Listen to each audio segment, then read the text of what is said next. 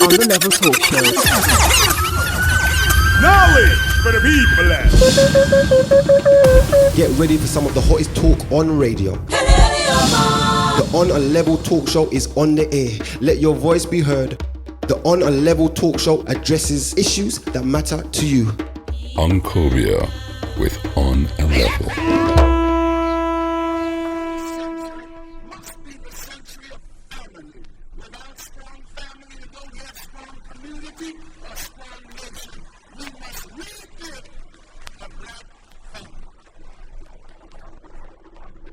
Welcome to the On a Level Talk Show. My name is Uncobia, here with you once again for another edition of the On a Level Talk Show. Well. Today we come to discuss a very, very serious topic. We're looking at gun crime throughout the UK. We're looking at gun crime in primarily inner city communities up and down this country. Not a very easy topic to talk about, I must say. And I often wonder if there's a conspiracy of silence in our community that prevents us from talking about these sorts of issues. Well, we're going to find out today with our panel. First, let me introduce our guest on the telephone line all the way from London, Brother Hakeem. Greetings, peace, sister. Okay, welcome to the On a Level Talk Show. Thank you for having me on the Level Talk Show, and I'd like to thank yourself and all your colleagues and staff members. It truly is an honour for me to partake in tonight's discussion on such a timely subject. So I'd just like to give thanks and praises to the Most High and send also thanks and praises to yourself and greetings to everyone else there in the studio. Okay. Now, just to let our listeners know, Hakeem is a behaviour improvement program mentor, workshop facilitator, and a community organizer. He's the co-founder and CEO of the London-based Black Star Line organisation, and he's been implementing educational and mentoring programs, primary and secondary schools, pupil referral units and various youth agencies since 1998. He also organised programs dealing with so-called gang conflict, antisocial behaviour and substance misuse and abuse throughout various parts of the UK, and he's also a consultant and project events manager for numerous community organisations, groups, companies and government institutions promoting social change and awareness. And you're also a broadcaster. You didn't tell me that one when we spoke on the phone. You kept that quiet. Well, I didn't want it to be no rivalry, you know. Oh, no. This is totally complimentary, man and woman. Okay, I'll be listening out for you though, to your radio show down there in London. Oh right, okay. Yeah, because I've been involved in various radio stations such as Genesis Radio, also another radio station by the name of Sweet FM. So those are the two radio stations that I've been involved in. I think at one time we actually had a London and Birmingham hookup. Well, I know Genesis goes way back. Yeah. Genesis is like wow, a big radio station as far as black communities in the UK is concerned.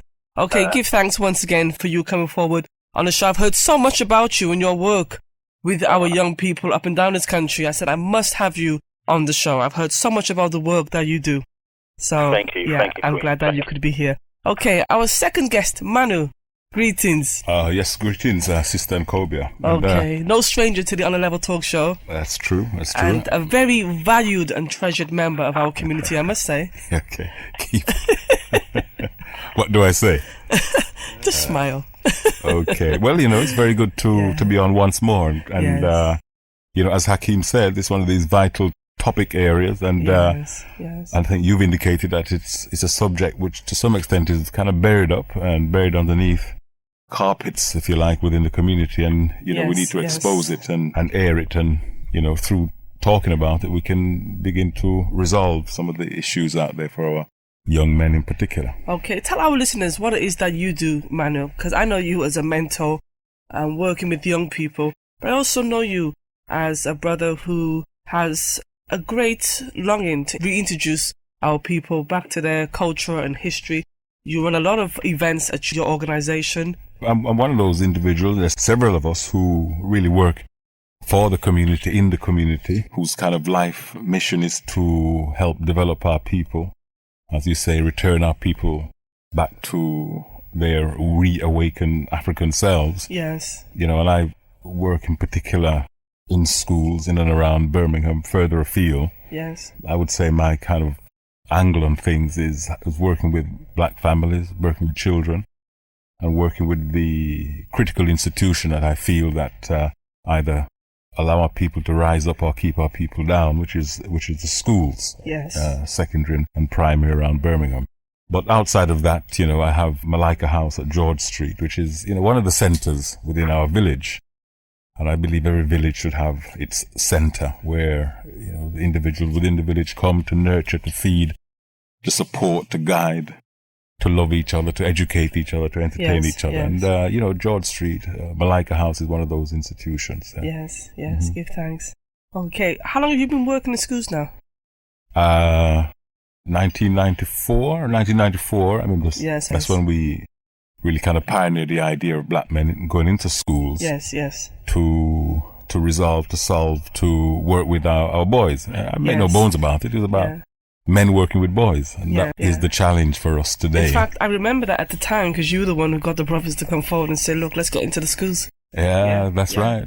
Yeah. Had Birmingham, you know, relative to London, it was a small place, but we had 35 men at one time. Yes. Now I have less than one. The issues are still there, as we can see from the symptoms of gangs and so on. But the institution, you know, keep wanting to have this discussion about the problem and the resolutions and the solution. Yes. I was listening to our future, or probably would-be Prime Minister talking on your radio station earlier on today. Yes, he came in today, didn't he? Yeah, and he seemed to think it's about giving the police more powers, giving teachers more powers to exclude.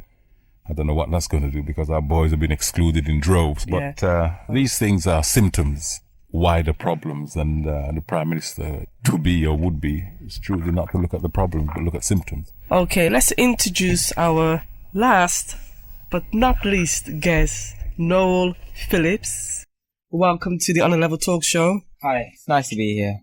Okay, now no, you're no stranger to New Star Radio. You do a talk show on a weekend, yes? Yeah, radio show, yeah. Yes, okay, great. But Noel is unique. How old are you now? 16. Just turned 16? Yeah. Okay, and Noel is so connected in the community. He knows so much about what's happening and what isn't happening. And Noel's been wanting to work with me for some time to put a series of documentaries together. We just haven't had time to do that yet. Produce a series of radio documentaries around gun crime and things like that. Because I'm a documentary maker, that's something that we could easily do, but it's the time. So we're hoping to do that sometime in the future. Yeah. But anyway, he's decided to join us today, at least for the discussion. So she'll get a feel of what the elders in the community, Manu, Hakeem, and some of our listeners have to say. And he'll give us feedback from how young people are seeing the situation out there. Okay, Hakeem, let's start with you on this discussion. And the phone lines will be opening shortly. So we are inviting you, the public, you, the community, come and join us in this discussion. So, Hakeem, I mean, we've seen a rise in gun, knife and drug-related crimes in our communities up and down the UK. What on earth is happening?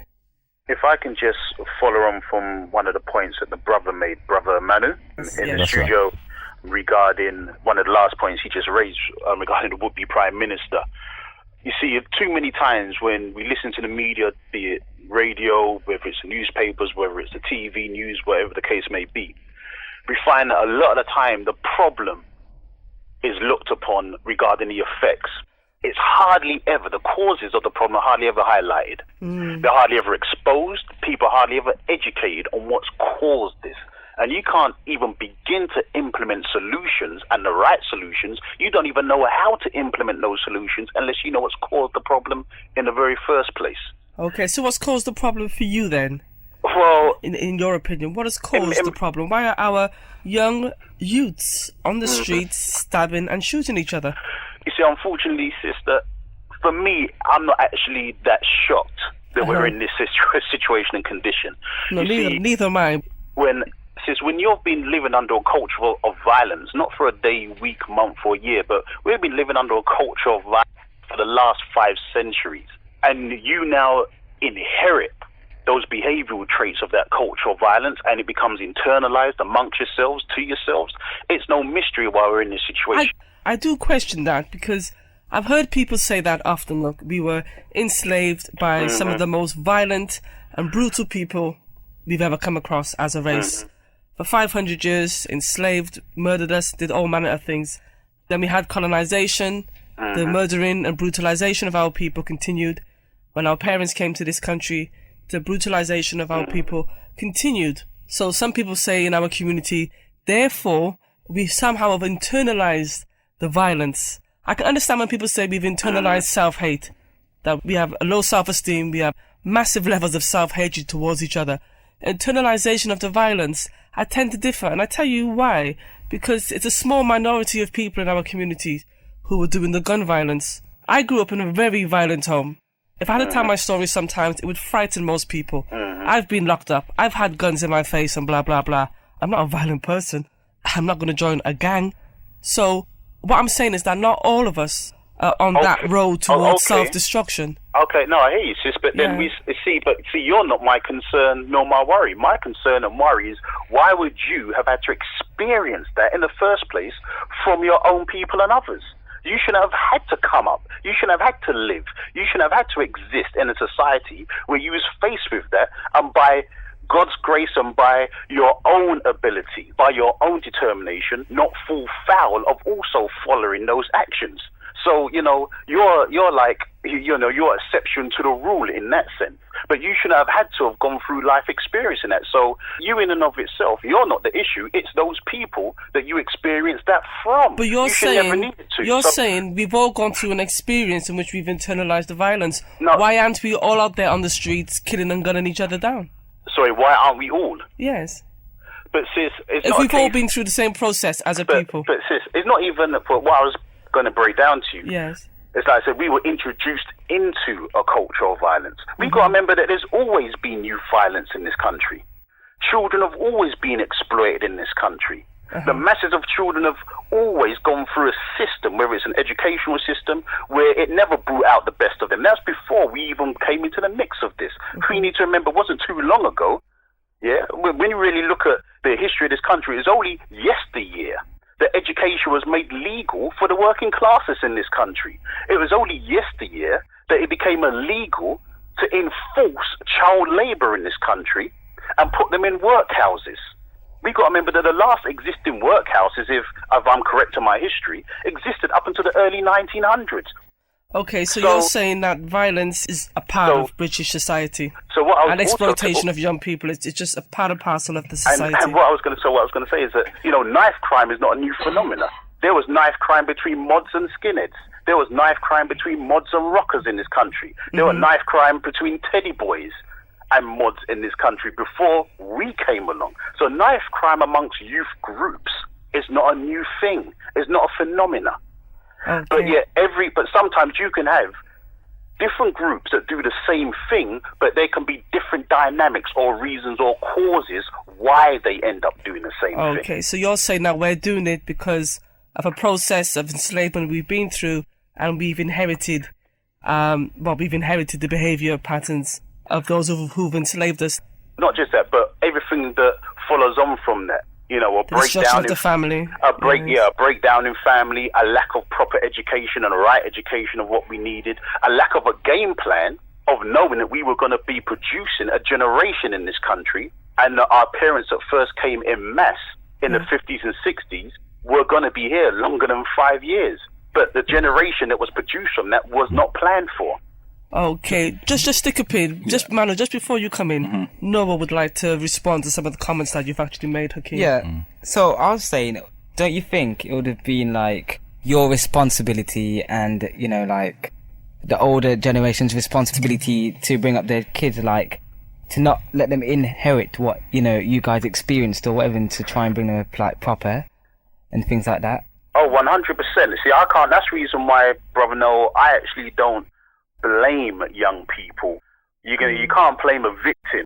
You can't blame someone that's ignorant if they don't know any better. So therefore, I don't even blame young people for the current condition that we see going on in our community. I mean, yes, I believe that young people need to take up responsibility of what they're involved in, but I don't blame them for what they're carrying on with at this present moment in time, because you can only judge someone by what they know and what they understand. Then you can judge them by what they understand after that. So yes, brother, no, you're 100% correct. It was down, and it is up to the older generation, it is up to the older heads, that they should have put a foundation in place regarding development for the young people of today. And if that was done, I don't think we'll be seeing the social ills that we're seeing today. So if you wouldn't blame the young people, so you're basically blaming yourself then, yeah?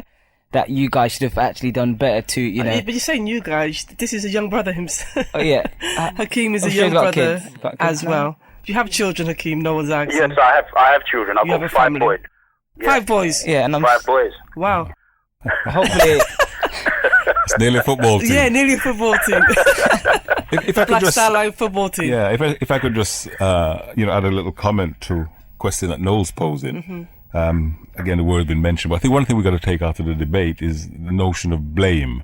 I think while responsibility is always there for whoever's involved and get themselves deeply enmeshed in this thing, but we've got to really look at this of, while we're looking at the cocktail of problems, which causes the issues that we're discussing, the notion of blame, whether it's the elders or the young people themselves or their families or the system or our historical past and so on, we've got to kind of somehow go above that in order to really begin to analyze it properly. Because when you put blame in, you put in an element of emotionality into the debate, and people hold their hand up and say, well, it was before me and before me. So once we take the blame out of it, then I think we can start finding solutions. Even in analysing it, which is what Hakeem is doing, even if you analyse something, you're still going to put the issue at someone's feet, which is going to be some level of blame. Except Hakeem you can't use ignore the word colonisation. You can't ignore that enslavement happened. You cannot ignore police brutalisation. But the thing is, nobody ever takes responsibility for blame.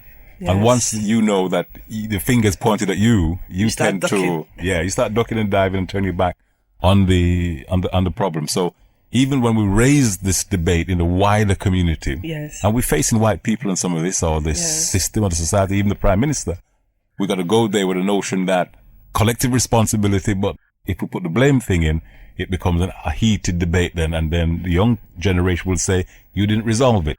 You haven't solved it for us. You haven't made it any better for us. But, so we have to kind of move beyond. Hakeem? I totally agree with Brother Manuel. That's the reason why I use the term responsibility.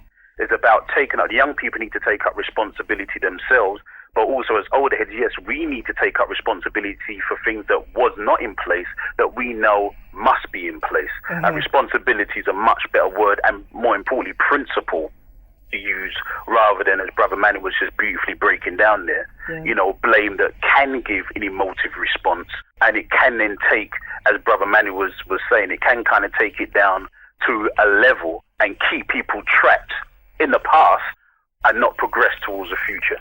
Okay. Well said, Brother Hakeem. Brother, I'm just taking your lead, Brother Manuel. Excellent. Okay, so we've established that responsibility. Everyone needs to hold their hands up at some level. Including you young folks, no? Yes. So my question is that, so who do you think should take responsibility then? But he's saying it takes place at various levels. It's not a one-dimensional thing, which is, I think, sometimes how we approach things. It's different quarters have to come into play. Exactly. I think that's what Hakeem and Manu is saying. Just again on your very good question there, Noel. It's, for me, I look at some, trying to simplify these big discussions or analyzing things. I think the bottom line is pupils, parents, practitioners, or young people, if you like. Parents could be the community. The practitioners could be the system at large, which could be the schools, it could be the social agencies, it could be the police, the state apparatus, and so forth. They've got a big part to play in tackling the issues at hand here. And I know the debate will go forward, but one of the things I wanted to say in terms of what the problem is, and it's probably just worthwhile noting it at this stage, from the community perspective, we know, families, and we know about responsibility, adults and so forth, role models and whatever, good fathers, good parenting. The school teachers have a critical responsibility in this whole thing to the nurturing, socializing young people and doing an effective job there, which we know they're not doing. And the police have a role to play in this matter. Now, it's interesting that I made this comment somewhere that young people have realized, and I'm saying this quite clearly now, young people have come to realize that the police are indifferent to the issues of black youngsters genociding each other. They're quite indifferent to it. So the question for me is, why are police indifferent? I grew up in the days of SOS, Noel, which was an idea based on an 18th century statute where anybody who didn't have a job, didn't have an address, didn't have a home, could be picked up off the street. They call it the Vagrancy Act. When we as youngsters were growing up in this country here, it became the law of suspicion, or the SOS law. And if you've ever heard about Brixton riots and Handsworth riots and riots all over England, it was the background of that was the SOS law. What has happened? The SOS law has now been repealed. It's been taken away from the police. The police no longer have the automatic power to stop and search. They lost that right. And we got to analyze what the police have done since losing that right to automatically stop and search black youngsters. Another one that the police reacted to or responded to was the Macpherson report. You remember that, to do with the young lad who wanted to be an architect and he was killed by these gangs of skinheads. The Macpherson report basically said that institutions like the police and schools and so forth and work and employment were institutionally racist. Again, the police responded to that criticism. Going back a little bit further, in Tottenham in 1984, I think it was, there was part of this whole urban uprising of black youngster on the Broadwater Farm estate. A policeman was killed there. The MP at the time, one Bernie Grant, said, and I think we can quote it here, the police took a damn good hiding. Now, it's interesting, just observing the police around the communities that I live in. It's a blind eye approach. We do not see it. We're not interested. We do not want to know. From a state of the SOS law, picking up black youngsters, harassing black youngsters, losing the right to do so, being scolded, if you like, by Bernie Grant, and being told that they're institutionally racist when they refuse or didn't, arrest the young white boys who killed him. They now turn a blind eye, an indifferent approach. The youngsters realize that. They know that the police are not interested. And that has given them the signal to do as they're doing out on the street. Okay, so they can attack anybody and do what they want in broad daylight and undercover without fear of reaction from the police. Yes. And the police have been, in the word, they've been spinning that one out under the notion of, there's too much time taken up with paperwork. We're just too busy doing all that kind of background stuff. Yes. We can't get on the streets, so on and so forth. But really, it's their response to those incidents or those reports arising out of the situation of confrontation between black youth of my generation in the 80s and so forth, 70s. Yes. And I think that's an element of this debate which doesn't get raised. Yes. Can I also add on to that? Yeah. Because, I hate to sound like a conspiracy theory nut. I really do. But, I got to drop this because Brother Manu, again, has just inspired me to drop this. And, in the work that I do, I work very closely with quite a few members from the Metropolitan Police Force. And there are very good police officers that I've come across that I work with. But however, I still know there's still major issues. I know the same issues we got in London and police. I know they're going on in Birmingham and all other major cities around in the UK. And I know that there is still a serious conflict, a practical street war between police and our young people. And the police are still coming across in a way that they're abusing their authority and abusing their powers towards our young people. And when I look at this whole so-called gang problem that we seem to have now, and Brother Man was right on it. I mean, I like to use the term Brixton Rebellion, not Brixton Riot personally. But, I can remember, when I was young and how that kicked off and how that started. I can also remember that back in the early to mid-90s, Scotland Yard went over to the Caribbean, went over to Jamaica, and decided, and anyone could Google this information, to bring in the yardies. To bring in the yardies, the so-called yardie gangs that were here in the UK, to inform. Now, these men were given immunity from arrest.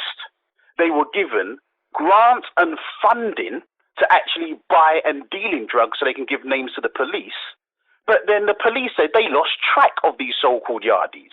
Now, the only problem was there were no yardie gangs in the UK before Scotland Yard decided to do this in the first place. Now, some of these men started to commit gun crime in our community. And out of that, we have what's called now Operation Trident being born. We're the only racial group in this country that seems to have a specific police enforcement group that's specifically for us. Now, I don't know if it's the same in Birmingham, but in London, there's 8-foot-high billboards that you can see advertising Operation Trident, gun crime in a black community. Now, the science of advertising is when you're advertising something, you're promoting a product. You're promoting a product because you want people to take on board this product. So if you're advertising gun crime in a black community, you may be even, kind of suggesting, or worse still, you could be even promoting a problem that didn't exist there in the first place and now exists because you've been selling a product of violence. All of these things need to be looked at regarding the actions of the police, because I find that extremely questionable.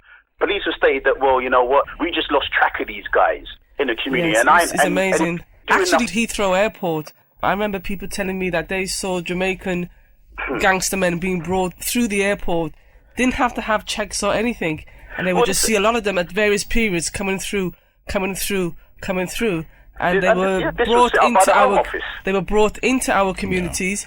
But again, it shows you the lack of organisation within our community, in that we didn't challenge this. They say, why on earth are you bringing criminals, known criminals, into our cities? Yeah, and I think this is, part of the debate of honest and open discussion. Yes, I agree. Noel, and come back in soon, please. But this is part of the honest debate we need to have, and the police have got to sit round the table with us, at operational level, and give us the information that they have, give us a tactical nous and approach that they have so that we can support, if that's the right word. You think there's a wall of silence? Especially so because, the police are always saying the black community doesn't give it information. What a load of nonsense. They keep going on and on and on. We're not getting it. There's a wall of silence in the community. There's a barrier of silence. We cannot get to the community. Now, what I understand about information is a two-way process.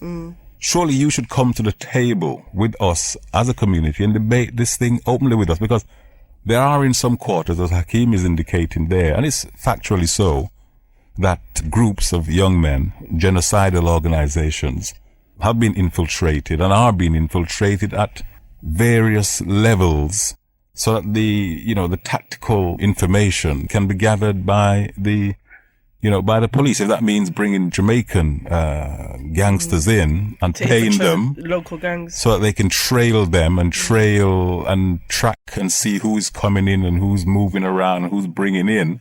If that's a tactical approach, then that needs to be discussed. If there's infiltration by the police of the local genocidal organization, then we've got to know that they're being infiltrated, how they're being infiltrated, who's the infiltrators, so that we who work with young people can guide them away from these operations. There's something very important that Hakeem has hinted at. And I want to bring Noel in here because Hakeem seems to be saying that there's a conspiracy against black men in this country. If you can walk into the city of London and see, and I've seen the posters in London, and I was shocked when I saw them. I thought, my God, how could you advertise such things? Because you are sending out a very strong message. The way the media pushes knife crime almost creates a climate of fear. Then people begin to respond to that. No, you're a young black man, 16 years of age, grown up in this, and I know you come from London, and now you're in this city, Birmingham. Yeah. Do you feel that there is a conspiracy against black boys, black men in this country? It's a difficult question, I know, but yeah. What do you think? Wow. After listening to what Manu just said, and Hakeem as well, that's what a lot of grown-up think of police. And this view that you guys have, when you talk about it to, go talk about it to young people and things like that, that will just give them, fear of the police, of not wanting to talk to the police and things like that. So obviously, so for example, if a family doesn't like the police and things like that, like a house of 5 people, they don't like the police, the mom and dad don't like the police car drives past, I can't stand them, blah, blah, blah. Obviously, their kids are going to obviously take up that. We're not going to like the police either, so we're not going to deal with the police. And, for example, you say, police, I forgot what you said, but the point was that, what I'm going to say is that young people can't really go and talk to the police. Like, for example, they have to confront each other with guns and knives and things like that. Wow. If they go to the police, someone just rang my phone and said that they're going to kill me. What can the police do about that? except from, you know, with them taking matters into their own hands and saying, you know what, I have to protect myself. Because obviously I've known situations where a friend of mine, you know, was threatened and blah, blah, blah. Phone the police couldn't do anything. We don't know who they are, you know, you're not giving any information or blah, blah, blah, so we can go and visit these people. So obviously these people, young people, are going to have to obviously try and protect themselves. Going to the police, you know, what powers can they do? What can they do? They're not going to, you know, come out. You can drive around with us in a police car and we'll guard you or whatever like that. So I think you need to look at that point as well. Okay. No, but I don't think, the impression may have been given, but I don't think it was deliberately done to say that the community doesn't pass in words, information, you know, onto the police. My only point is it should be a two-way process. That information, tactical know-how, what the police are doing on the ground in terms of fighting, if you like to put it that way, the problem as they see it, then we should have some ideas about how it's happening. Because if Jamaican gangsters are coming in and they're being supported and they're being armed, or their weapons are, you know, because these are the things that have been said out there, somebody must know who is who and what is what. Well, we don't have any idea about this thing. So my general point in terms of police, they have a job to do, and we should openly communicate as best as we can with them. On the more personal point of whether in a particular situation the police can do any good at a given period of time, then, you know, you have to just work that one out then and there. Yeah, but it's a very important point that he's raised, because I was dialoguing with someone last night and they told me that some of their family members, some of their nephews have had to go and get guns just so they can stop people from trying to bring them into gangs. In other words, their lives are being threatened, that if you don't join this gang, we're going to kill you. These young men have had to now go and buy guns, acquire guns, just to protect their lives. Those reports, is factual. My general position is one which says you've got to stop the feeding of the cancer.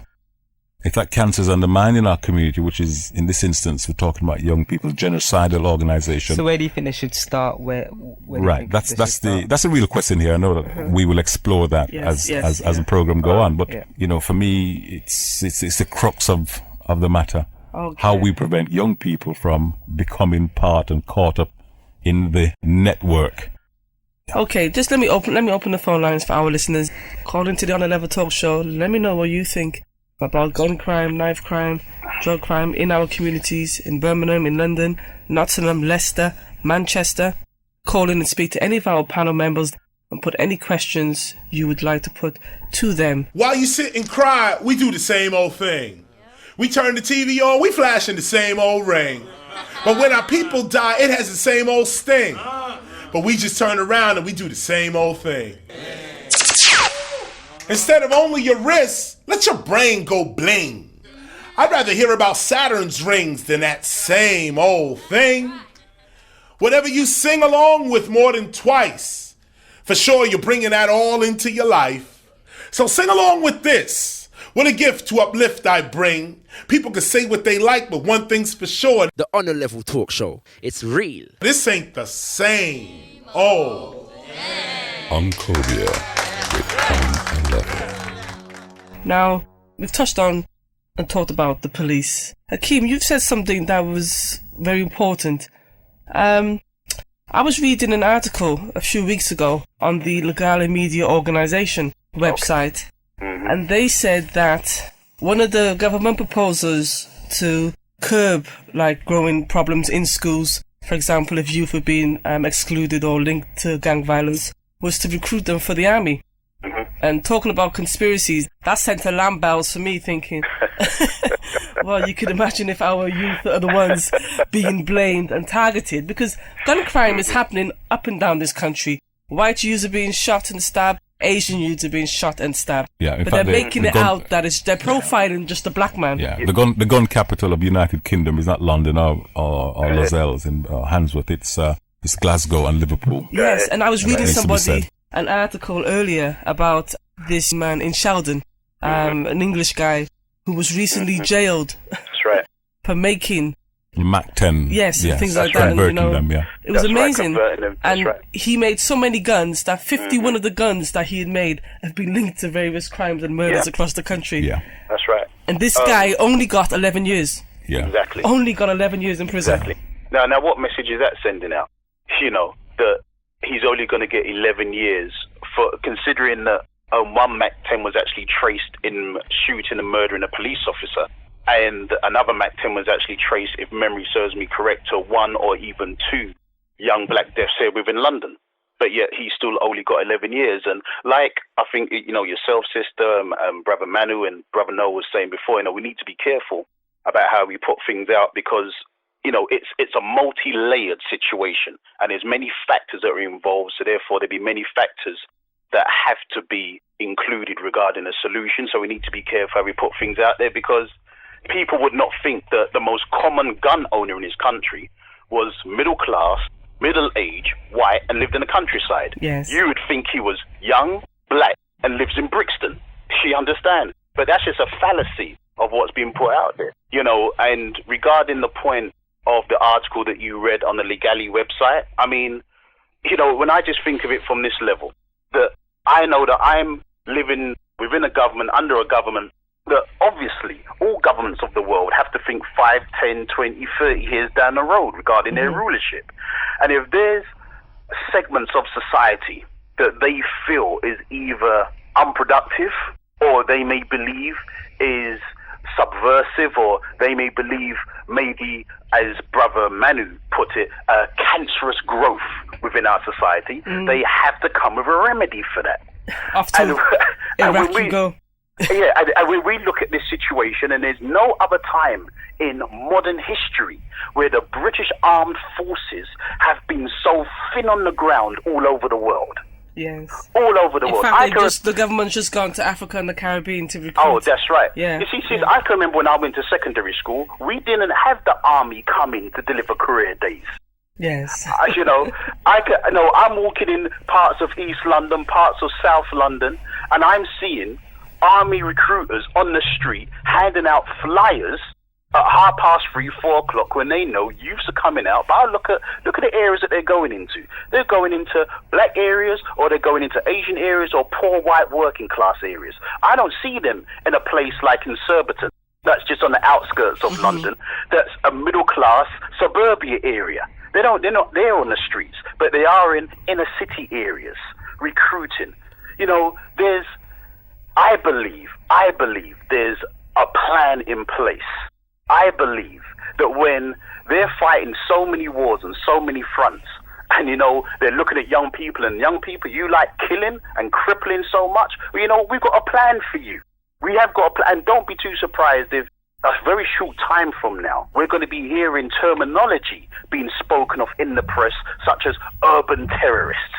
Oh, look at this, we'll put out surveys, people are too afraid to walk their streets. Why? Because we've got young people that are terrorizing their own neighborhoods. Okay, Hakeem, stick a pin, let's just put some callers through. That's cool. Caller. Yes, who am I speaking to? The name is David Simeon. Okay, yes, David, what would you like to say? I'd like to say, I like what the last speaker just said. I think Hakeem, yes. I'm in agreement with that. But firstly, I'd like to say that whilst I recognise that there is a problem, a gun problem, firstly, man has killed from time began, and he's going to kill until time ends. Now, the thing for me is that is it part of black culture for us just to be killing each other? I'm sorry? Is it part of our culture for us just to be killing each other? I don't know that it's part of our culture, but it's. But you need to know that, because you've made a statement that people have been killing from time. Man has killed from time began, and he'll kill until time ends. That's the nature of man, to kill. But the point I'm trying to make here is that the implement that's currently being used, the gun, we don't make them. Now, if people really want to change that course, that pattern, then maybe we should find out where the guns are coming from, plug that gap, and then we might be able to move on. But currently, I hear people saying about the gun crime, but I've not heard anybody say about where are these guns coming from. And I suspect there may be a politician or somebody in high places who's making a great deal of money from these guns, and he is the sole beneficiary of it. I think, and I was saying this to my program manager earlier, I would love, because we hear of, I mean, I know a lot of people on the streets, and I've heard people say, you know, so-and-so is selling guns, so-and-so, if you go here and there, you can get guns. And I was saying to my program manager earlier, I would love to go undercover and do some, do a report on these things. But will anything really be done? You see, because if we've established that the police are not operating in our interest, the government are not operating in our interest, do you really think that if I went out there and brought the names of 5 people, key gun sellers in Birmingham who were selling guns, that our community would act and do something? You know the key gun sellers? But do you think our community, whether it doesn't matter what, we know they're not black, it doesn't matter. But what we're saying is, do you think our community would act? I think they would. Because, you ask those mothers or those fathers who have lost their children to gun crime. Some of those same mothers and fathers had children who they knew were in gangs, and they only cry and make noise. And I'm not being rude. They only make noise when their children have been shot. Yes, I hear when their that. children was going on with their badness, foolishness, they wasn't saying nothing. When their children were thumping down other kids out the road and carrying on with just absolute madness, they wasn't saying nothing. And as soon as their child is shot on the telly, blah blah blah. I hear that. But I think on the point of the gun, you see, you wouldn't pick up a gun and fire it in an aggressive way at another person. I wouldn't pick up a gun even if I knew where to get one and use it. So there's got to be a mindset that says, I'm going to go hunting for a weapon to blow such and such apart. Yeah. So what creates that spirit inside of our young men to the extent that they want to destroy other black young men?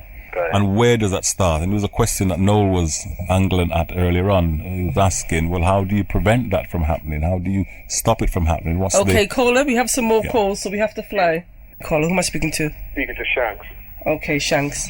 Okay, basically, you're talking to a person that was formerly in one of the 2 most notorious gangs in Birmingham, yeah? Yes. I came out of them about 6 years ago. So what was that, the Burger Bars or the Johnson crew? I ain't gonna say which crew, yeah? Okay. It was one of them, yeah? Okay. Basically, I'm telling you that the same thing that the brother was talking about, where the guns come from and all that kind of stuff. Yes. I'm telling you from personal experience. It's not coming from our people, right? Like I say, I know people that knew that guy personally that was selling the Mac 10s. Oh, the Kim guy I was talking about earlier? Yeah. Yes, okay. Right? And he ain't the only one. He's the one who got the idea, seeing other people making money from that and decided to do it himself. Yeah? Now, you got a lot of people like that. I'd give you an instance. I had my first gun when I was 17 years old. Mm-hmm. Yeah? I didn't get it from no black man.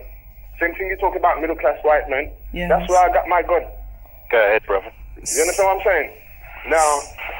So what made you go and, get the gun? What was it? Was it, because your friends had a gun? You see what it is, yeah? It's more, especially back then, because the times when I had guns is before, way before all these shootings became so regular.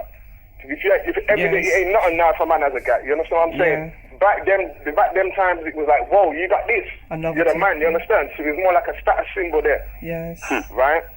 So, I'm just clearing up that fact that, you know what I mean, that a lot of the guns don't come from our community. Once they're in our community, they get passed around. Because they ain't telling you that a lot of the guns that I actually use are the same guns.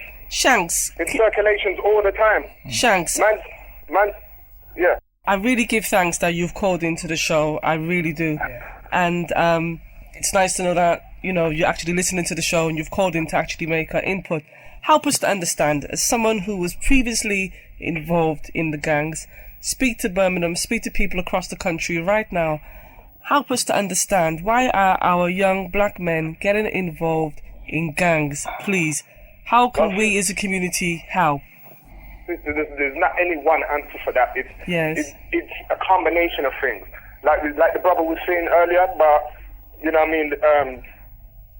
us being the generation that wasn't meant to been here, racism, peer pressure, or trying to fit in, all different kinds. It's a number of things.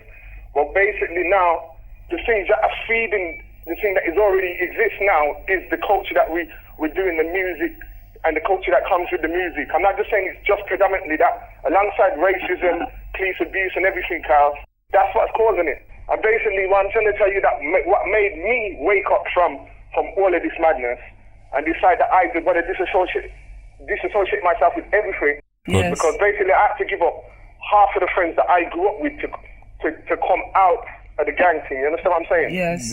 I had to move myself out of the area, basically like come away from it, waited a period of time, and then came back on a different level. And the main thing that made me do that was learning my history. Okay, excellent. It was actually a brother from the Nation of Islam that come and talk to me. I'm not really down with the brothers, but I respect what they do. Okay. Yeah, but it was actually Hakeem's from the Nation of Islam, actually. And kind of open up my third eye, so to speak, you know? Yes. And that got me on the road thinking, boy, this thing has happened before. Yes. I'm hearing about the stories of the Black Panthers and various other black organizations. Yeah, and history how they repeating flooded the itself. streets with drugs and all that. And I'm thinking there's too many close comparisons right here, you know? And I just began to see that, you know, there is a conspiracy on us, and it's just one more thing to just stop us from unifying and just destroying another generation of blacks. Yes. Shanks, You know, before it was blatant, it was colonialism and slavery. Now it's, you know what I mean? You know, the little sneaky, sly ways that they do. And then they try and turn around and blame it on us. Yeah, Shanks, it's Brother Manu here. Are you talking with other young people who would like to come out? Yes, I do. Okay, And to be honest with you, I don't really hear much about guys that are saying, "Oh, we're gonna kill you if you don't get in this gang." That don't really happen. If that does happen, that's an exception. Honestly, it's more or less that they are seen as cool to girls, to to other people. So people want to be down with that crew, yeah, to kind of, as a form of protection and a form of status as well. Okay. So they ain't just being threatened and saying, yeah, you must come into this gang. I've never heard of that, to be honest with you. Okay. That's an excellent call there, Shanks. Caller. Yes, who am I speaking to? Rashtrade. How you doing? I'm alright, not too bad at all. Alright, what would you like to say? I would like to say really and truly that respect due to the little young man there, so Shanks. Yes. Right? It's something which is very, very important. Right? We need knowledge of our history. Marcus Garvey has told us a nation without knowledge of its history is like a tree without any roots. But Rashtrade, answer me something, if you can. Some of the young brothers on the street who are doing the shootings, I know you're a Rastafarian elder in the community. Some of them come from families who were cultured families. Their dads are Rastafarians. That's correct. Yes? What on earth is happening? How come, you have people, I'm hearing, where their dads grew up, they were brethren, and their sons are now turning around and killing each other. Some of these people came from homes where there was culture and history. What happened? What went wrong? Didn't the parents pass on what they knew? Listen to what you just said. I would agree with you in total. Many of them who did have dreadlocks and said them was Rasta, right?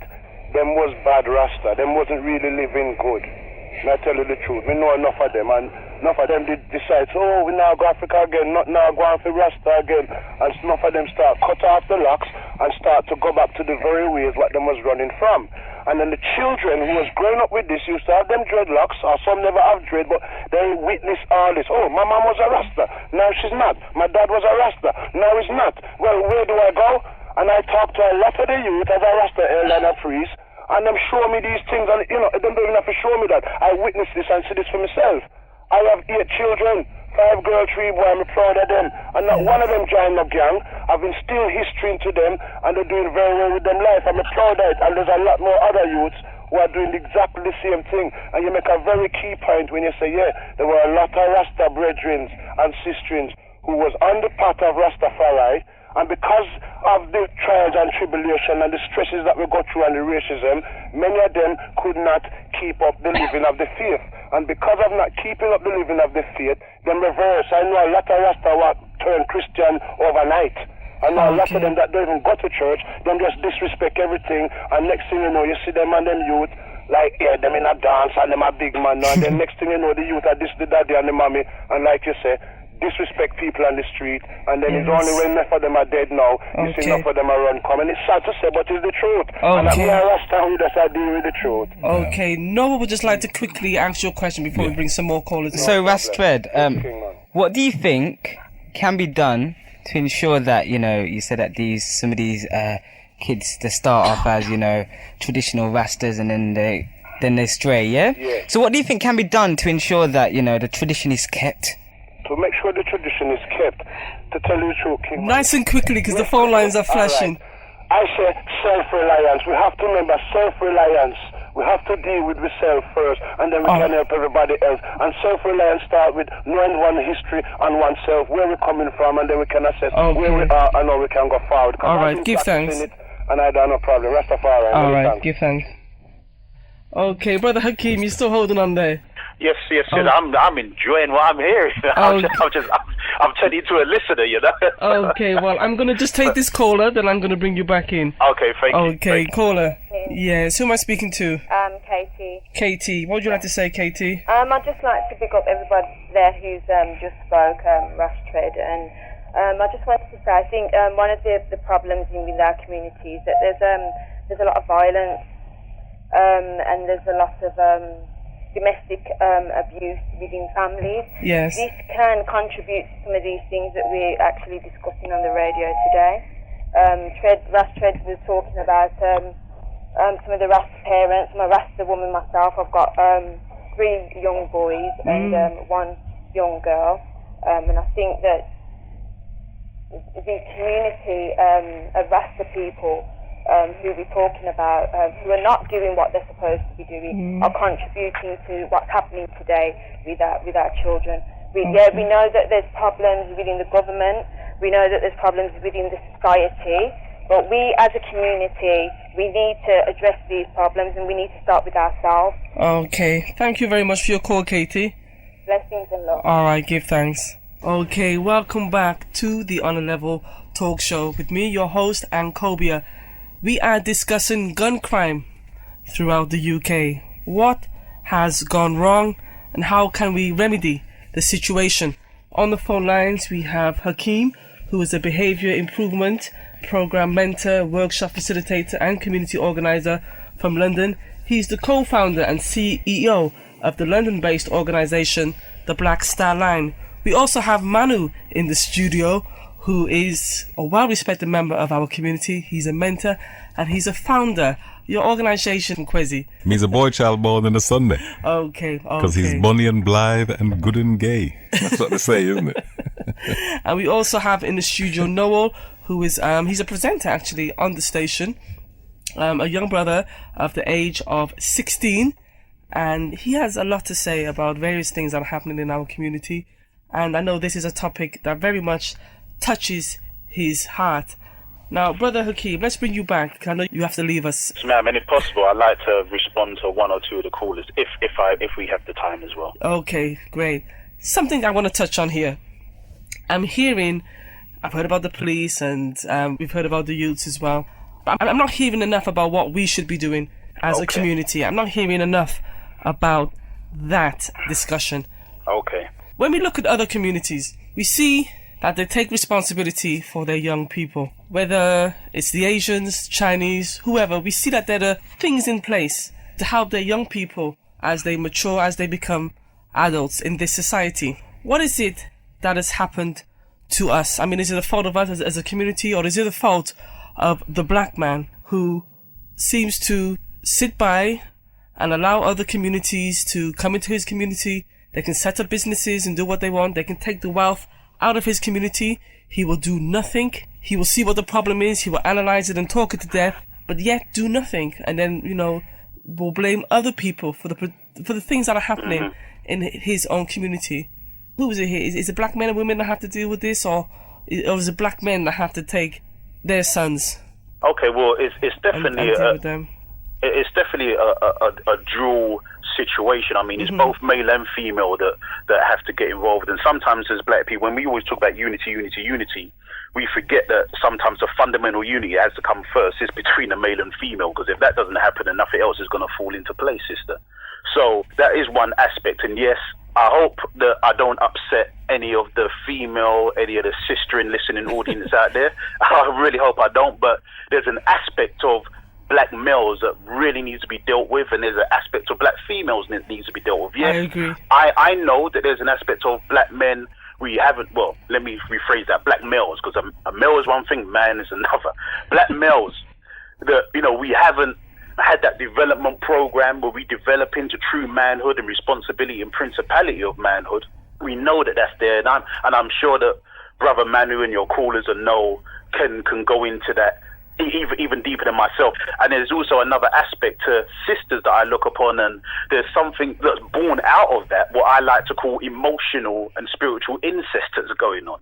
You know, there's too many explain times. That, please. Yeah, there's too many times. You know what? I've gone out to the cinema. I like watching my films still. You know what I mean? Yeah, so I go out to the cinema, and there's been times when I'm at the cinema, 9 o'clock screening, 10 o'clock screening, and I have seen black women with their young sons at the cinema, like as if it's a date. And a lot of the time, these are sisters that don't have that man around or the father of that child. And what they've done, they've transferred the emotions of what they would have for the father of that child, and they've transferred it onto their boy child now. Yes. And then grow up in a female society. They go to a school where a lot of the time in primary school, you know, a lot of the teachers are predominantly female. So they've gone from one female environment into another. And again, I'm not dissing the young brothers on road and their styles of what they have. I think we're creative people, that's beautiful. But sometimes, we need to analyze what we do and why we do it. Even if we are going to do it, at least we know why we're doing it.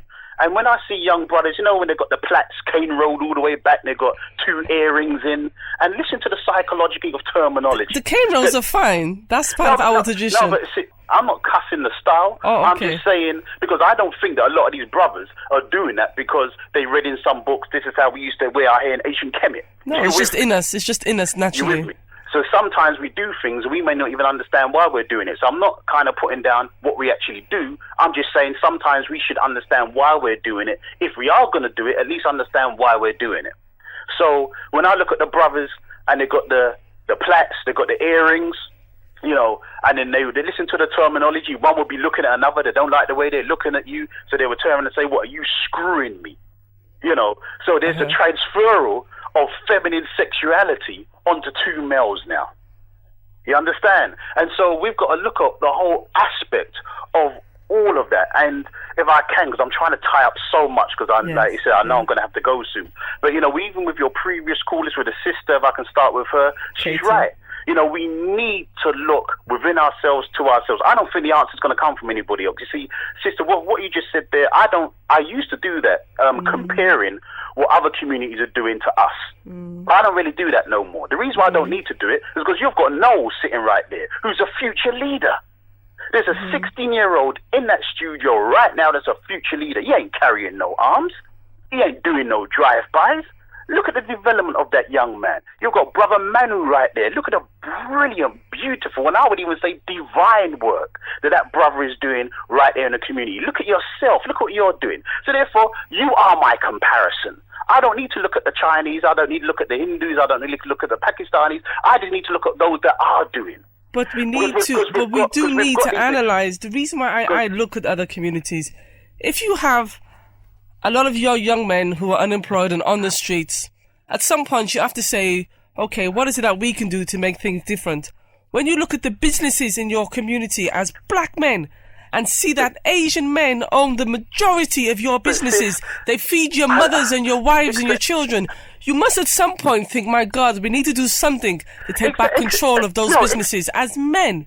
No, but and that's exactly what you're just saying. So that you can give your children and your sons jobs. That's exactly what we need to do. I mean, I'm going to tie it in even with what the elder brother, the elder Rasta, was even saying regarding gaining the knowledge of self. That's one of the key areas that we miss out on regarding, what's some of the solutions to these problems? And that's a fundamental solution, is a knowledge of self. But sometimes we also need to analyze that, and it's no good being book heavy, top heavy, and bottom light. What I mean by that is it's no good that we can quote Chancellor Williams or Dr. Ivan Van Sertima. Or Haile Selassie. Yeah, Haile Selassie, Haile Selassie and Marcus Garvey, and we can bring out chapters of Urugu, but we ain't making it work for us. You know what, Brother Hakeem? We've got all this knowledge, but we don't put it to work. So, you know what? I think that's where we've gone wrong. Yes, so you're right. Just to finish off, what I would say, see, when I do my sessions with young people, see, I love what Shanks was dropping there. Because when I meet so-called gang members, one of the first things that I say is stop it.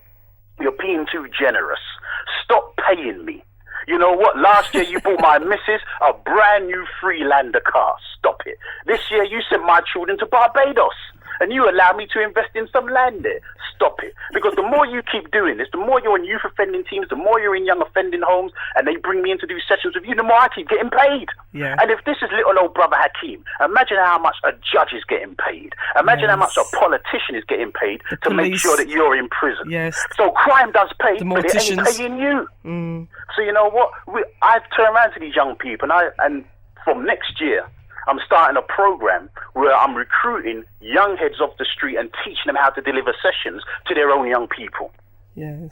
So, you know, and I always drop on them, what's the point in being in a situation where it's low gain, high risk? So when you're slanging crack on the corner, that's high risk, low gain. You know, wouldn't it be better for you to just deliver a workshop? You can get paid a couple of grand just by delivering a workshop. That's high gain, low risk, and now you're slanging knowledge to your people. That's better than slanging crack. So now I'm showing you how to make the knowledge work, and that's what we need to do. We need to now make the knowledge work. We need to make the word into flesh. We need to manifest it for all, because these young people, I believe they're, as we've heard other people say before in the past, they're the best generation ever produced. They're the strongest generation ever produced. They're walking warriors, but what they ain't got are generals in front of them, guiding them like an army to, like you said, produce and build independent institutions, which we should have built time ago, but time is running out. So let's make sure that we're building that now, because everything that we've gone through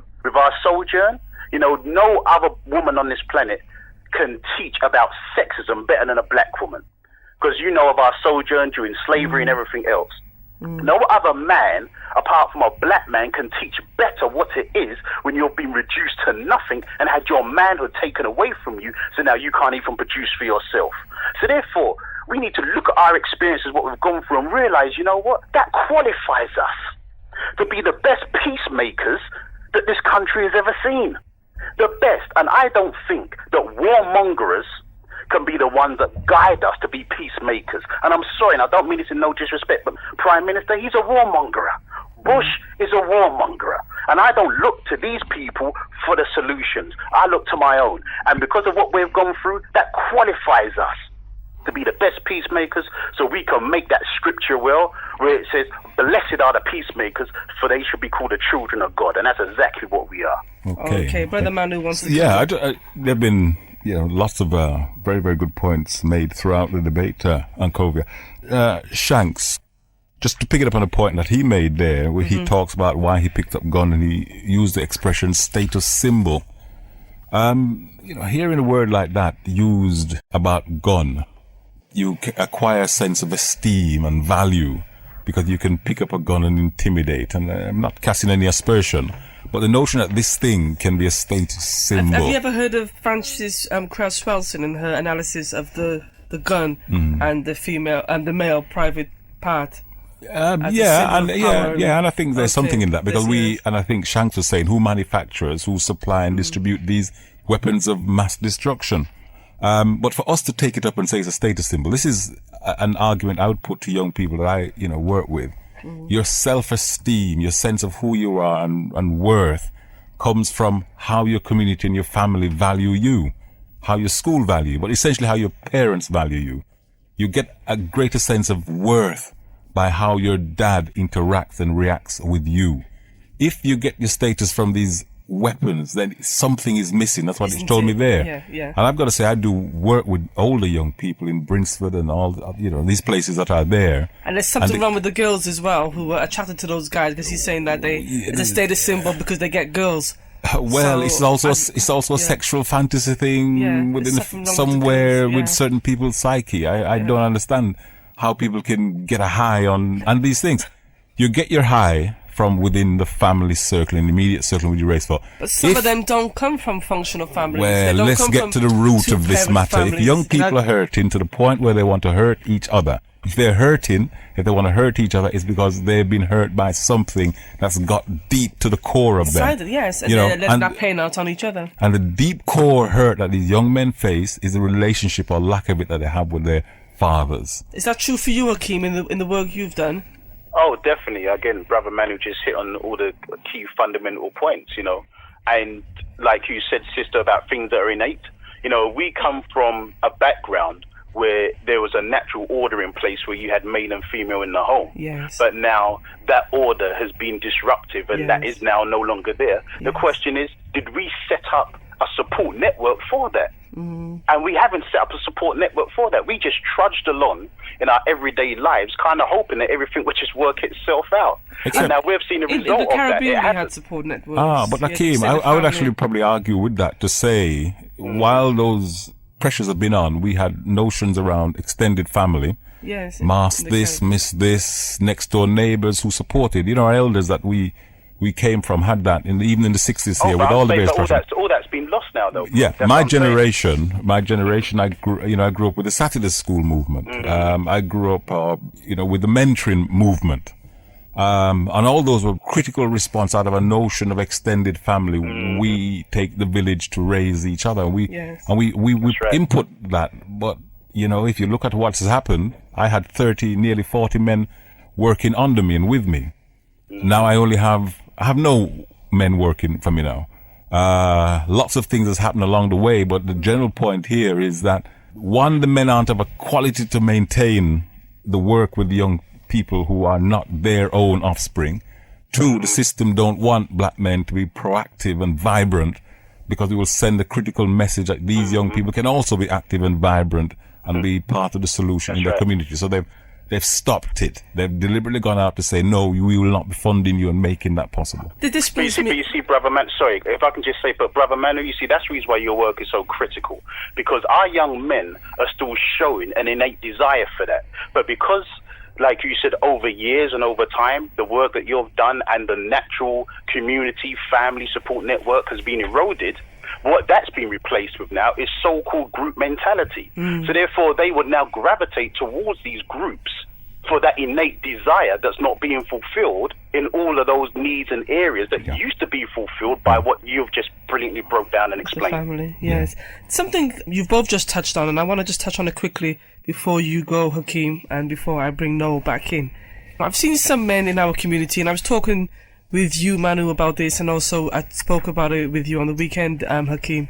I've seen some brothers in the community who say they're out there doing work, helping people in the community, yet we know they have family members who are involved in crime. They have sons who are in trouble in the school system. They have children all over the place. As soon as an incident happens and someone gets shot, they'll come onto the news and they'll stand there and pretend, that there's some kind of community spokesperson. But we know that, and I've even had young people point out to me, I'm not going to listen to him. His nephews, or whoever shoots people, I'm not listening to him. He has gang members in his family. What is going on there in the sense of, it seems that there's a lack of integrity with some of the people who put themselves forward. There are some very genuine people, but there are some people who do lack integrity. Yeah, that's the word I was going to come up with, the sense of personal, integrity. Something that says within yourself that, I need to sort out the dirty linen, if you like. I can't hang it out and so forth. I got to deal with the family business that I have, because I cannot step into the public arena and represent, because we are a community people and these things are going to be found out and going to be exposed. Work at a yard before you work abroad, as a famous saying is out there. But it's one of the things that don't happen in debate. People know that they're connected. People know that information need to be coming into the community so we can target and support vulnerable young people who need it. But the information is not being shared. Police won't give it to you. School teachers won't give it to you. And the people in the community who have it won't give it to you. There's a wall of silence around it. And again, I was saying to you about the police attitude towards our community now of indifference. There is another one that says you're not getting the information. Let the youngsters kill each other. Let the genocide happen. Go to the army. Go into the factories. Well, there's no factories anymore, so it's all the army or prison. You're now fodder for these institutions. As the genocide is being committed and being allowed to happen right in front of our very nose, as Hakeem rightly said there, and it's got to be a sense of personal integrity. You are feeding us. In these debates that you have, and you're going to have them over the next 4 weeks, you won't get many lawyers coming in front of the microphone and talking against it. I used to do what they call appropriate adult work. You see adults, lawyers come into police station, and you hear them there. They keep you there from 12 o'clock at night till 6 o'clock in the morning, and you say, hold on a minute, my lawyer friend. don't you dispense fatherly advice to these young men that are coming in front of you? You're getting £200 an hour and so forth. Yes. Oh, no. My role here, Brother Manu, is to dispense legal advice. Fatherly advice doesn't come into it. You know, and then you go into the court system and they're giving the youth £5 to go and buy a burger, and there's a relationship going on between the police and the youngsters and the courts and the youngsters and the probation people and the youngsters. You know, it's almost like these people again are the surrogate fathers, you know, who have a little bit of time for our young boys. And you were actually telling me as well, Brother Manu, that when some of the youths go inside, they're put in various gangs. Well, you know, again, it's something that hasn't been exposed and it doesn't come out. But in Brinsford and so on, where I've been, you meet burgers in the afternoon and Johnsons in the morning, and Jamaicans somewhere else, and so on and so forth. It's all segregated.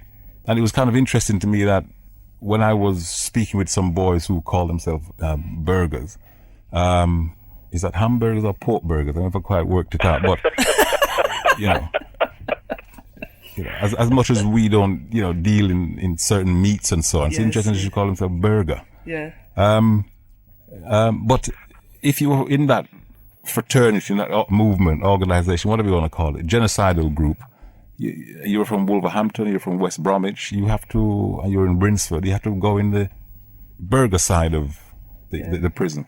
If you're from Moseley, never mind Newtown or Handsworth or whatever, if you're from Moseley or south side of Birmingham, you have to go in the Johnson side of the prison. So therefore, when you came out, you were now a gangster. Even if you wasn't, with reputation, with information, with all of that, and that's things not spoken about. We just walk, and the system just allows our young people to do. Fodder. Yeah. Fodder. Okay, Brother Hakeem has to go. Noah just wants to ask you a question before you actually go. Yes, Brother Noah.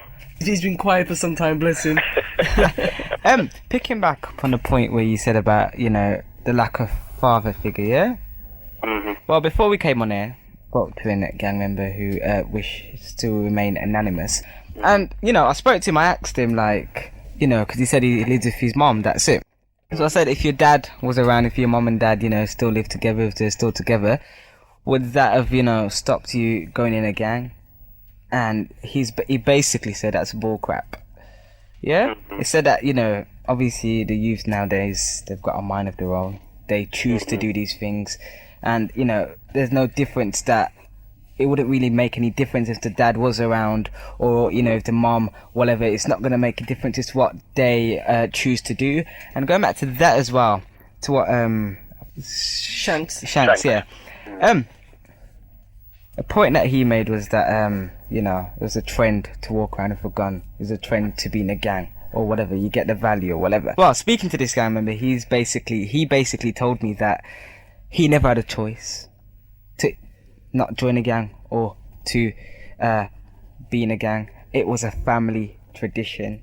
His brothers, were in gangs. So basically it's passed on to him. He has to follow in their footsteps. We all have choices. His brothers and his cousins. Yeah, we all have choices. That I actually said to him, what? So I said, what can be done to get you out of the gang? If I give you £1 million, he said he'll just take it and open a business, but he's not going to lead the gang. There's nothing that can be done to let him lead the gang.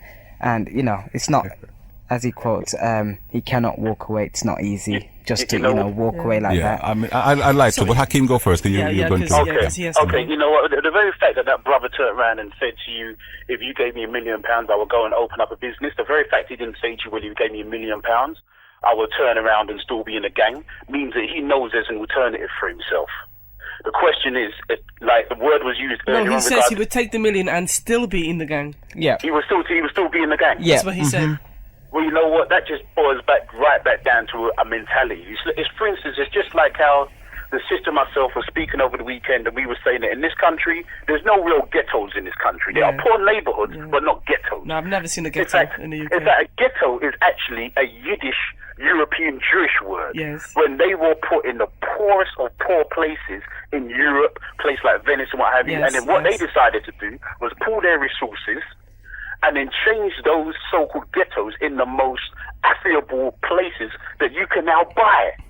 So a ghetto is a mentality. It's not a place where you live. I mean, you and I can go over to Jamaica, Barbados, Nigeria, Sudan, and that's where you would see my brother, a poor ghetto. But you're not going to see a ghetto mentality. My brother, when I was in Kenya in last year, when I got off the plane, within 15 minutes, I was in the ghetto. And it frightened me so much. I was in tears. I was crying. I've never seen nothing like it in my life. But the people, like you say, do not have a ghetto mentality. And I find that very strange that we can see proper shanty towns in those places, but yet they don't have a ghetto mentality. And we can come here with certain luxuries, but still have a ghetto mentality, but we don't live in a ghetto. What we do have are poor neighborhoods, and we have poor neighborhoods that have been mismanaged economically. But when you look at the billions that go out of those neighborhoods every single year, that's not ghetto. They're not poor. They're just mismanaged because they don't know how to manage their own economics correctly. So that's the same mentality. When you turn around to a brother and you say, look, here's a way out, and then he doesn't think that is a way out for him, that's the mentality that you've got to now deal with. It's not a physical aspect of reality, it's a spiritual and mental aspect of that person's reality that you've got to deal with. And then if you look at his root of how he came into that mindset, you said it goes back to another brother, to another male member, to another male member of that family, and you probably find that at the root of that were males that were producing these children that didn't now lay a principle of family integrity, so these boys in this family lineage will never end up in gangs in the first place, brother Noel. Yeah, but the question that Noel is asking, and he's asked his friends that question, is whether they can ever stop that pattern of behavior and lifestyle choice. Now, that is a really difficult one, and I think the young man that you spoke to, Noel, gave you an answer. He's so much difficult for him to come out of. This is tradition, after all. You know, exactly. I have a 19-year-old. I have a 19-year-old son, and you know, we live in Lozells, and the question about youth organization will come up from time to time, and this is part of my answer to him. I have never been in such organizations. Your grandfather's never been in such organization or involvement in such matters. And my grandfather, your great-grandfather, was never in such matters. The option is not there for you. It is not something that you know or understand. You're not coached in it. You're not brought up in it. You don't understand how it works. You would go in there, you'd get destroyed. Now, you see the pattern of behavior in the family, the young people, when they are in the schools.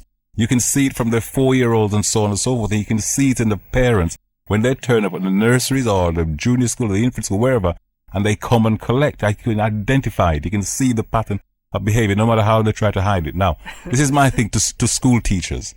Allow us as black men to come into the school to identify those families and put in support from an early age. While we cannot stop the grandparents and the parents from being, we can isolate. I talk about the cancer.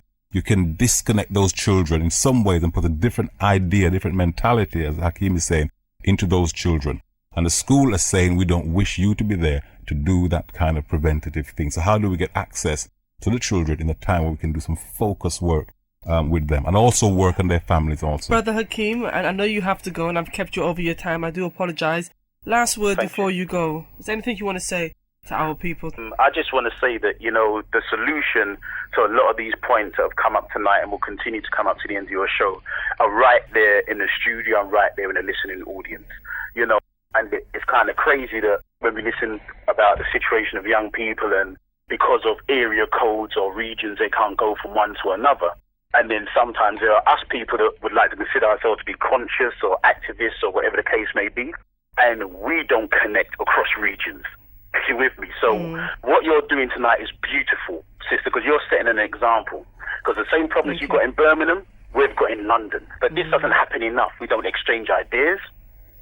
We don't exchange ideologies. We don't exchange principles. We don't exchange understanding. So we can now connect because, again, the term came up earlier about unity and union. That comes up a lot.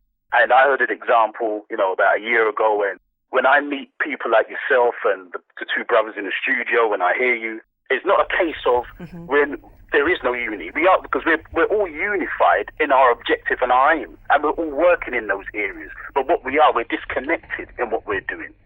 So I believe in what you've done. You're doing brilliant connection work, and I'm hoping even from this radio show that you, Brother Manu, Brother Noel, myself, and others that I work with in London can actually connect Yes, most with certainly. what we're doing, and actually start, like we said earlier in the show, all the knowledge that we have, we make it flesh, we make it real. Because this is a generation of youth. They know what they're saying? Keeping it real. Yes. They like things that are just real and live in front of them. Something that's tangible. Yes. You with me?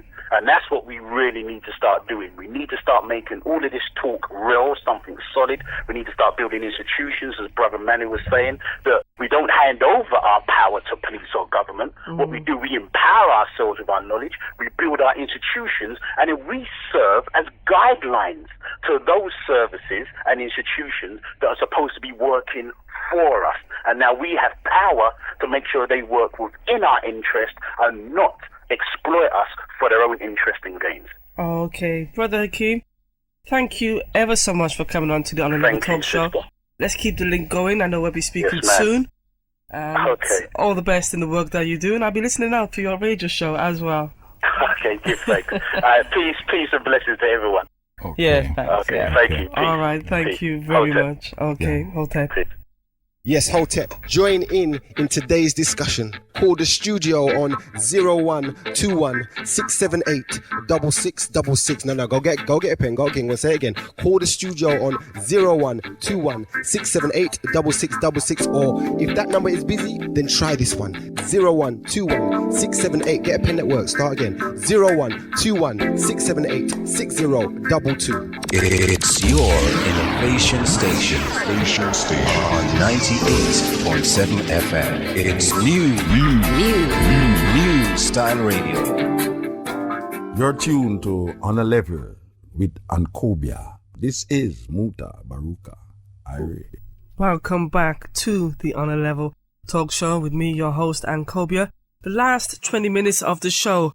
Birmingham, talk to me. Talk to us. Let us know what you think about gun and knife crime in the community. What do you think should be done? This is a topic I know that our community does not want to talk about. We just don't. It's not something we like to talk about. It's something that we've swept under the carpet for a long, long time. I remember years ago when I used to go to dances back in the day, and I was a real party animal. From Thursday up until Monday, 8 o'clock in the morning before I started college at like 9:30. Don't believe you. I was a party animal, believe me. And I remember when we used to go to the dances and we'd be listening to dancehall music. And I'm going to do, as part of the 4-week series looking at gun crime and knife crime, I will be touching on music as well and talking to various people about music. But I remember when the songs were being played and the shoot this and the shot that and everything. And I used to stop dancing and my friends would say, why have you stopped dancing? And I would say, because they're talking about killing people.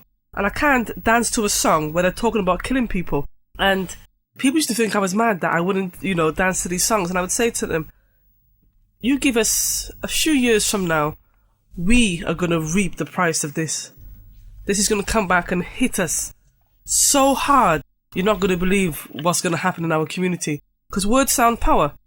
And if you're out there celebrating these kind of songs, you're saying it's okay to glorify murder and death, it will come back and it will haunt you at some stage. But we've developed, as you say, Brother Manu, a wall of silence in which we don't want to talk about this is something that is so serious that is on our doorstep. People are saying, well, it doesn't bother me because there's only young people killing each other and it's only people involved in gangs who are killing each other. Well, I'm sure some of the victims that I've read about who weren't in gangs, they were just innocent people caught in the wrong place at the wrong time. Yeah. Sometimes an issue, a problem presents an opportunity, if you can look at it that way. Yes. Hakeem's ended about unity and getting together and coming together and so on. It's an opportunity for us to come together to resolve a problem. Look, young people are crying out today. When a young man picks up a gun and fire it, actually the real question is, I need help. Yes. I need support. I need the attention of the elders in my community. And I need it right now because I'm angry and I'm so vent up with that vexation of spirit that I will destroy any and everything around me. But please help me. It's a cry of help. Caller, yes. Who am I speaking to? Ross Tread again. Okay, yes, Tread. Yeah, man, because like you said, so like one's them quiet. Yes. I understand this quietness and I endorse what you just said because I know you're a long time sister and I remember we used to talk about this thing about what go on And you're quite right. I used to go in a dance. You know, as a photographer, I used to love go and dance and photograph artists. Yes. And like you say, you hear the gun talk coming to the music. And even when that was going, you think, all right, we're above it because we are elder, we know. But some people don't. Yeah. And it came a situation where it was fashionable for man to walk in a dance with a gun on him hip. And we see this in a many dances what keep right in Birmingham, and me just stop guard them something there because I say, me don't want a straight shot to catch me. Yeah, the adults in our community, as adults, we're not honest enough about how we have helped to contribute and create this situation. We're not honest at all. That's right, sis. We're not, because a lot of adults and elders who even I see who was older than me see doing these things them. And me have to talk to enough and say, brethren, and for years, many men we know, and many of them we know, I say, brethren, we don't need that. We need the book, not the gun. We need knowledge. You understand? And I saw these things for you and I see it spill out now. And like you're quite right, they say, sis, the last 2-3 weeks, my phone will stop ringing. Sometimes I have to switch it off just so I can sleep because people are phone rust. We need to become reason about this, and I've been doing it for years. I don't mind doing it. I will keep doing it. Yeah. And you said something earlier about the integrity, because I see it same way. When Charlene and the little girl them lose them life at Birchfield Road, right on my front doorstep, all behind me as well. A little man using life back at Birchfield Tower where me used to live there, and it's a same homemade gun business where the man him take and redo up. And the point is this: I see a lot of people spring up. We were talking earlier about, some of the Rastas, but we must forget there's many Christian families. I talk to a lot of young guys, and a lot of them come from Christian families too. So we mustn't just say just the Rasta elder them. We're not just saying that. You know what, but it's just an example, because you called us a Rasta at the time. I was just making an example. No, you're right. Because there was bad Rasta. I'm not saying you fighting Rasta. I know you love Rasta, sis. The point is, it came from all sectors of our community. Christian youths, who grew up in the church, and they wanted to see this new lifestyle because they were bored of the church. And because of the boredom of the church, many of them wanted the nice car and this, and then come into this thing and then see elder man doing certain things, and they think that's the way to go. So some of our youths have seen that, and they follow that way.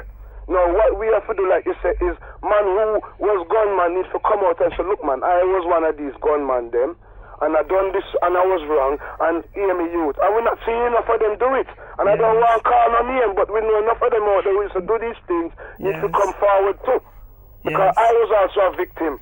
You know, as I go Manchester in the mid-90s, and we are work with youth, carry out youth and children having a nice celebration, and I was set upon by about 15, 16 gangster youth them. I try to drag out Lax Rob, and I kill him, I go for kill me simply because I was from Birmingham, and we look like somebody who do them something. Now, that is just complete madness, and I live in Birmingham, army life, and not a youth rob me.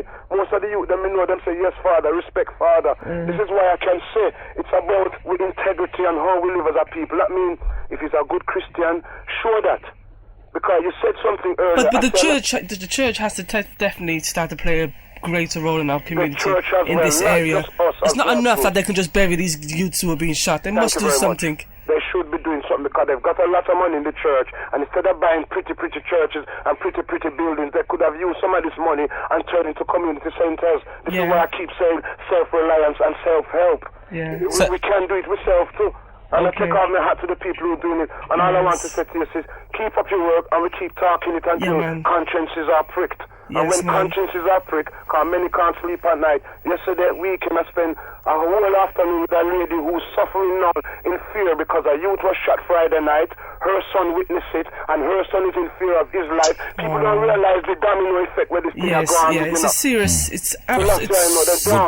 Good call, bro, Trent. And me have to just call in because me sit down here and listen, and me say, long time I not call Uncle because you are doing thing right. And me know you need help, and we all need to help each other. And me always I said, we need to put on the gun thing, and I will say it, truth. We need to go back to the truth. All of you, and if a man knows said you over there, so Joe and Johnson, let me try start with a truth. Let me try meet someone neutral. And there are men, I believe, in our community who can bring a truce. They can do it. I believe in my heart and heart it can be done. Can do it. They know who's who, and they can bring a truce. They can do it on Corbia, right? And I've been behind the scenes, as I was saying to you a couple of weeks ago. Behind the scenes, we're doing our best with some of our elder brethren and the positive brethren them. Forget this thing and nitty-gritty, come right out to the forefront, because we're in a new millennium now, and we're supposed to know better than this. Okay. Rastrake, thanks for the call. Good call, Rastrake. Keep up your program, not long. Yeah, man.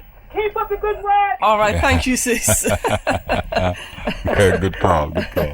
Love you too.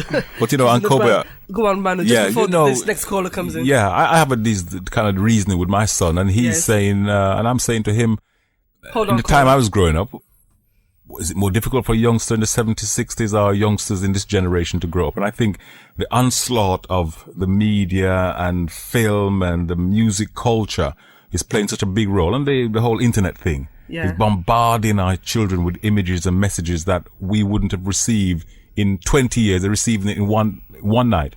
Just and it's like hyping up and glorifying this kind of monstrous behavior. So, sometimes these things are happening right in your front. Let's go to our call before we bring Noel in. Yes, caller. Hello. Hello, who am I speaking to? My name's Nia. Nia, greetings, Nia, sister Nia. Greetings to you. Just Nia, to tell- that means purpose, yes. Yes, that's correct. Okay, so what's your purpose for calling us tonight? Well, it's just a quick comment because I'm in my bed sick. I'm supposed to be sleeping, but I cannot switch off the radio because I just want to congratulate you on this show and say there should be more of them, for us to discuss the situation in our community.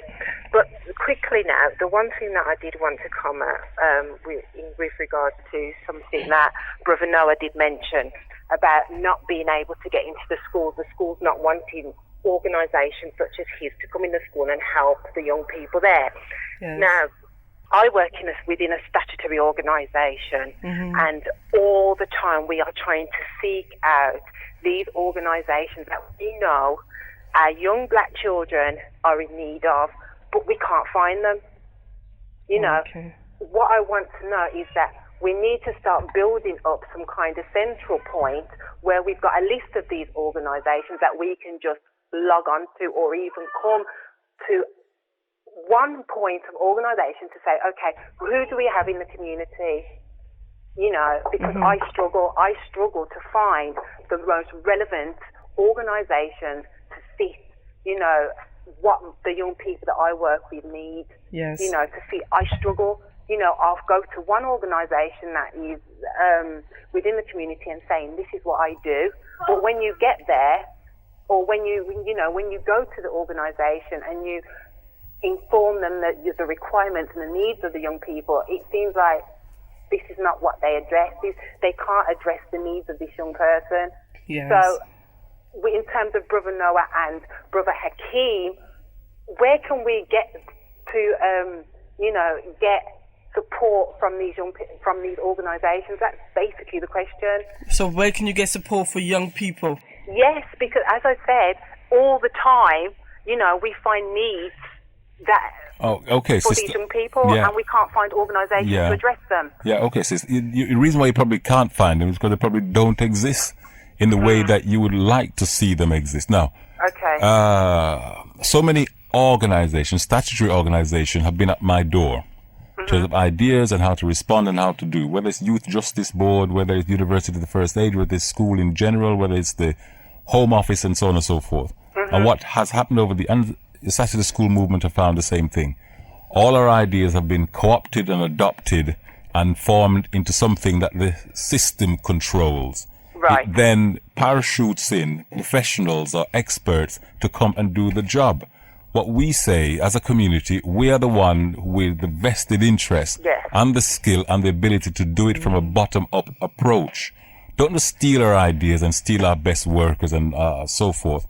Resource us so that we can and will do the work that is necessary to do. We can work with statutory group, but we must have the ability. At the moment, I run and hide. I don't promote the work I do.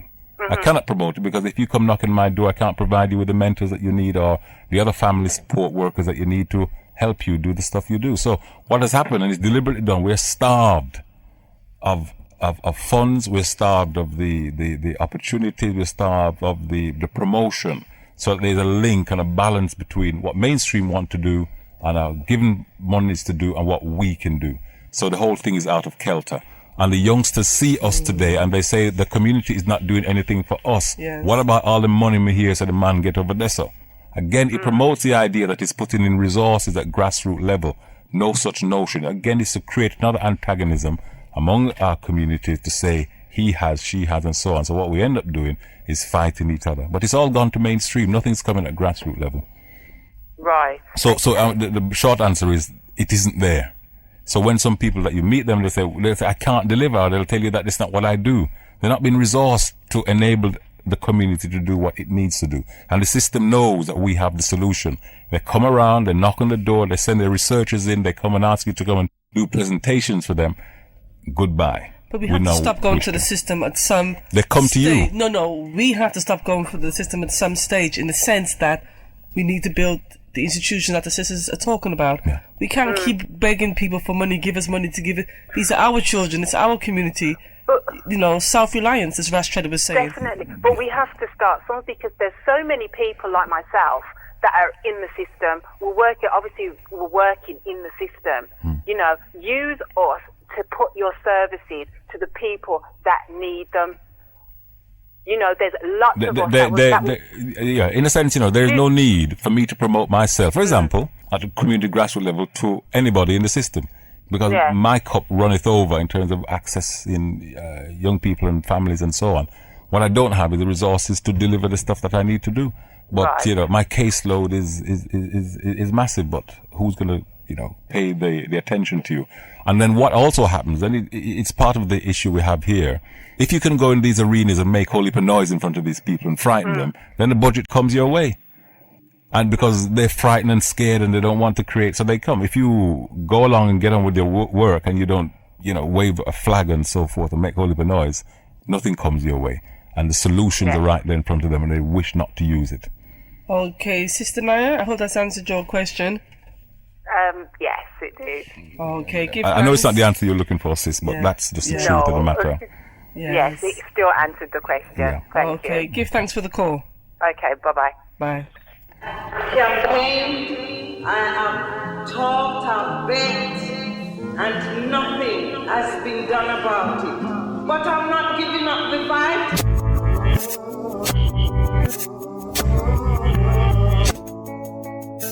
Join On A Level Talk Show, where no topic is out of bounds. If it's real to you, it's uncensored to us. The On A Level Talk Show.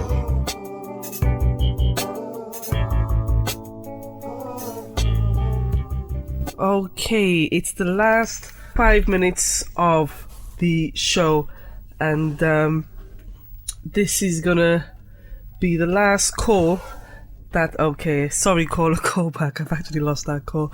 I was gonna say that's the last call that I'm gonna take. Okay, I do apologize for that. I've totally lost that caller. I do apologize.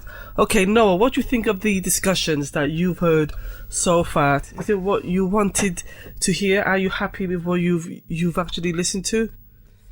I am, but I just think, having these discussions, to encourage young people to put guns and knives and things like that down.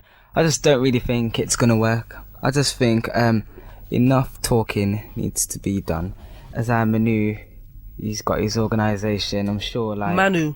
Thank you for that. You've got your organisation, yeah. And I just think, what needs to be done more is that you guys should be going out, to meet these people, because you could talk all day, put the guns down, learn your history or whatever. You need to get out and do more to go and meet these people, know their background, their lifehood, probably the troubles that they've had and things like that. And going back to music, because I know you guys touched on music. Yeah.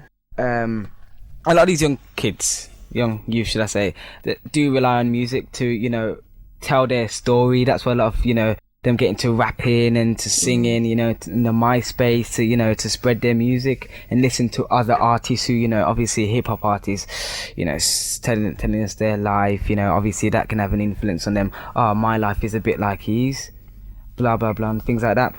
And the community, I touched on the community and the resources. Yeah. Touching on the resources now, I just think somebody, out there should, as Nkobi said, stop relying on the government and go out and, independently, build and resource center or something like that. And I'm sure when one person sees, one person's done that, then, I'm sure other people will progress and want to follow. You do have some independent organisations in the community.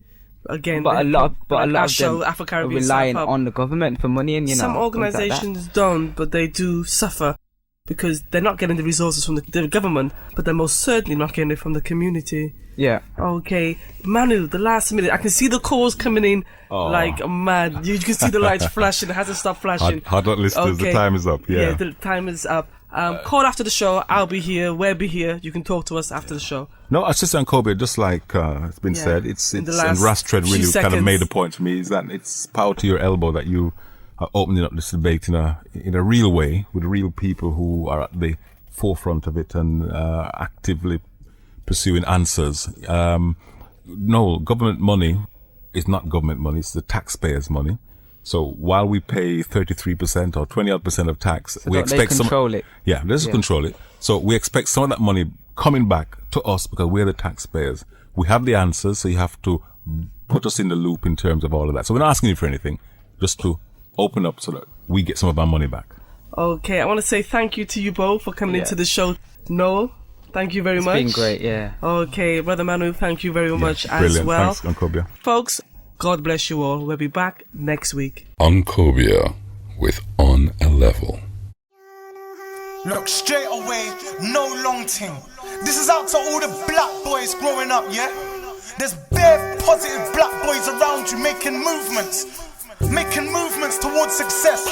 Look, it's like I love it when I see rich black men like Diddy and Nelly, but was even happier when I seen Dizzy Rascal get an album deal and get his face on the telly. Personally, when he won his Mercury, I thought, well done. He's a black boy who's just like me, so like, his respect is due certainly.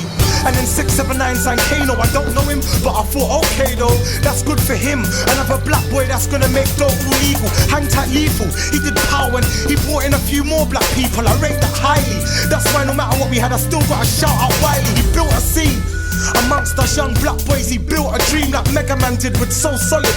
So that crew right there, we owe homage. When they won the Brits, I was like, bruh, black boys up in this bitch. When I see the four on the pitch, I'm like, bruh, black boys up in this bitch. Black boys, yeah, we're all black boys. Or one day we're gonna be black men. Or one day we might have black boys, and we gotta teach them to be black men. Black boys, yeah, we're all black boys. Or one day we're gonna be black men. Or one day we might have black boys, and we gotta teach them to be black men. You're tuned to Uncobia. This is Muta Irie.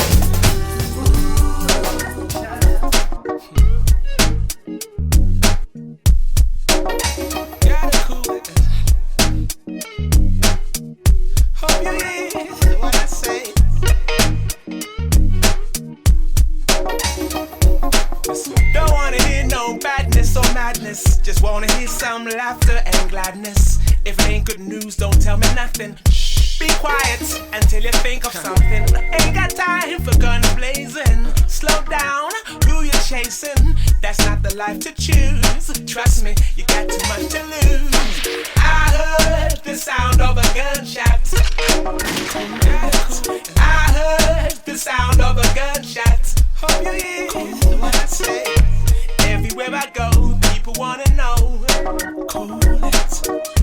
People, don't you know that's not the way to go?